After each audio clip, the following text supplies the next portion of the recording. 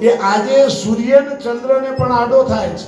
તમે જુઓ, સૂર્ય ગ્રહણ સમયે એ સૂર્યને ગળી જાય છે, ચંદ્ર ગ્રહણ સમયે એ ચંદ્રને ગળે છે.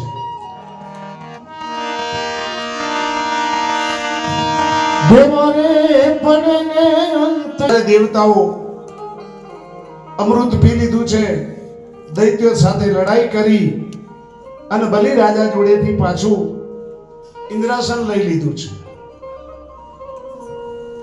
એટલે બલિ રાજાએ નક્કી કર્યું કે મારે હવે લડવું નથી, લડીશ તો હું જીત નહીં મેળવી શકું. એટલે અશ્વમેઘ યજ્ઞ કરવા માટે ભૃગુ કચ્છમાં આવે છે. ભૃગુ કચ્છ એટલે આજનું ભરૂચ, અને ભરૂચની અંદર બલિ રાજા અશ્વમેઘ યજ્ઞ કરે છે. 99 યજ્ઞ પૂરા થયા છે અને એ 100મો યજ્ઞ ચાલે છે. ને જો આ યજ્ઞ પૂરો થઈ જાય તો પછી કાયમી ઇન્દ્રાસનના અધિકારી રાજા બલિ બની જાય. દેવતાઓ ગભરાયા છે, ભગવાન શ્રી હરિની જોડે આવ્યા છે કે પ્રભુ હજુ આ સમસ્યા તો એની રહી. એટલે એ વખતે ભગવાન દેવતાઓને કહ્યું છે કે તમે જાઓ, હું આવું છું. ને ભગવાન વામન બનીને ત્યાં આવ્યા છે. સરસ્વતીએ ભગવાન વામનને શણગાર્યા છે અને ભગવાન વામનનું સ્વરૂપ ધારણ કરી હાથમાં કમંડલ, શસ્ત્ર, દંડ લઈ અને રાજા બલિના યજ્ઞમાં આવ્યા છે. જો રાજા બલિ યજ્ઞ કરે છે ત્યાં જઈને સેવકે સમાચાર આપ્યા કે કોઈ તેજસ્વી સાધુ આપણા યજ્ઞમાં આવ્યા છે. ત્યારે બલિ રાજા ને અંદર બોલાવવા માટે આજ્ઞા કરી છે.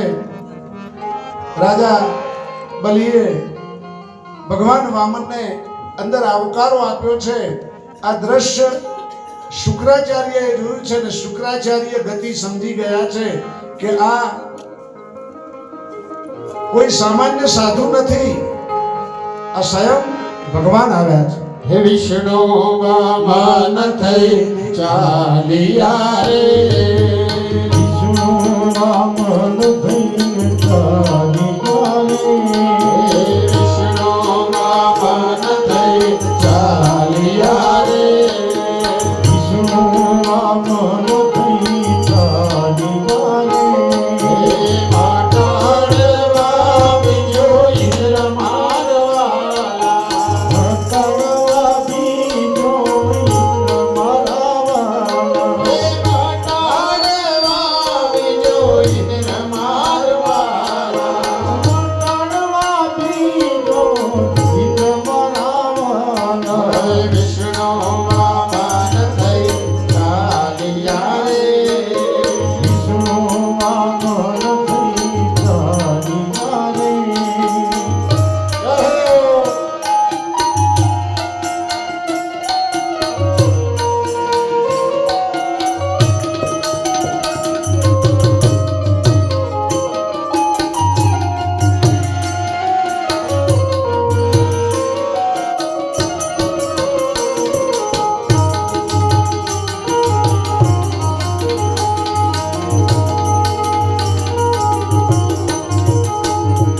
શ્વેતા છત્રસી રતજો રે, બોલીએ વામન ભગવાન કી જય.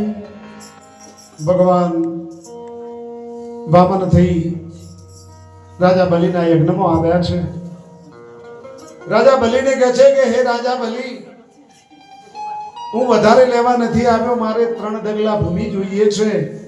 તું મને 3 ડગલા ભૂમિ દાનમાં આપ, એટલે હું મારી સ્વતંત્ર ભૂમિમાં બેસી અને નિત્ય ગાયત્રી મંત્રનો જપ કરું. મને 3 ડગલા ભૂમિ જોઈએ છે. રાજા બલિ આપવા માટે તૈયાર થાય છે ત્યારે શુક્રાચાર્ય ના પાડે છે. હવે આગળ આવેલો અતિથિ જો પાછો જાય તો એ તમારા પુણ્યને સાથે લઈ જાય છે. તમારો ગૃહસ્થનો જે ધર્મ છે મનુષ્યના જે ધર્મો છે એમાં આપણે ગૃહસ્થી છીએ. ગૃહસ્થના જે ધર્મો છે એ ગૃહસ્થના ધર્મના નિયમ પ્રમાણે જો આપણા આંગણે આવેલો અતિથિ પાછો જાય છે તો એ તમારા પુણ્યને સાથે લઈ જાય છે અને ગૃહસ્થના ધર્મ તૂટી જાય છે. એટલે બલિ રાજા આપવા તૈયાર થયા છે. શુક્રાચાર્ય સંકલ્પ અપાવતા નથી. ભગવાન સ્વયં કહે છે કે હું સંકલ્પ અપાવું. એટલે શુક્રાચાર્ય જારીનો સૂક્ષ્મ જીવ ધારણ કરીને અંદર પ્રવેશ્યા છે. પાણી બહાર ના આવે. ભગવાને દર્ભની સળી નોખી અને શુક્રાચાર્યની ઓંખ ફોડી છે.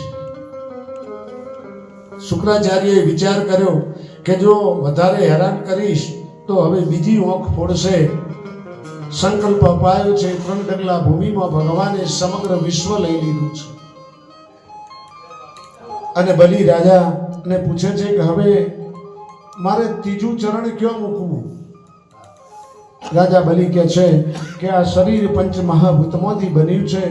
તમે મારા મસ્તક ઉપર પધરાવો. ભગવાને બલિના મસ્તક ઉપર પગ મૂક્યો છે અને ભગવાને રાજા બલિને પાતાળનું રાજ આપ્યું છે. ભગવાનનો પગ પકડ્યો છે કે તમે મને મોકલીને તમે ક્યાં જશો? એટલે ભગવાનને પણ સાથે પાતાળમાં લઈ જાય છે. અને લક્ષ્મીજી ત્યાં પાતાળમાં જઈ રક્ષાબંધનના દિવસે રાખડી બાંધી અને ભગવાનને ત્યાંથી મુક્ત કરાવે છે. આજે ત્રણેય દેવતાઓ બલિ રાજાના રાજ્યમાં એ 4 મહિના સુધી ત્યાં પહેરો ભરે છે. બલિને પાતાળનું રાજ આપી અને દેવતાઓને પાછું ઇન્દ્રાસન આપી દીધું છે.